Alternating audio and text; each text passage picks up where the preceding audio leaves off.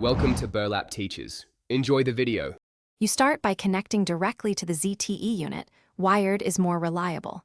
Open a browser and go to 192, 168, 1, 1 or 192, 168, 0, 1 and enter admin credentials.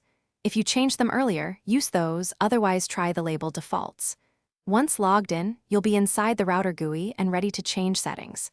Make sure you keep this admin session secure. It controls the whole network. Now move on to the wireless section to change the Wi-Fi password. Once in the GUI, navigate to wireless or WLAN and select the SSID you want to secure. You'll see security mode. Choose WPA2 PSK or WPA2/WPA3 if available. This is why you change it. Type a new passphrase of 12 or more characters, mixing letters, numbers, and symbols so it's hard to guess. Make sure you don't change the SSID unless you want devices to reconnect. After entering the new password, click Apply or Save to commit the change and prepare to After saving, allow the router to apply settings and reboot if prompted. This finalizes the password change. You must reconnect each device using the new passphrase and update any hard-coded devices like printers.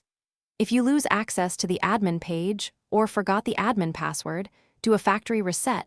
Press the reset pin for 10 to 15 seconds. Then set a new admin and Wi-Fi password immediately. That reset is the one key troubleshooting step if nothing else restores access. Thanks for watching. Consider subscribing if this video helped you.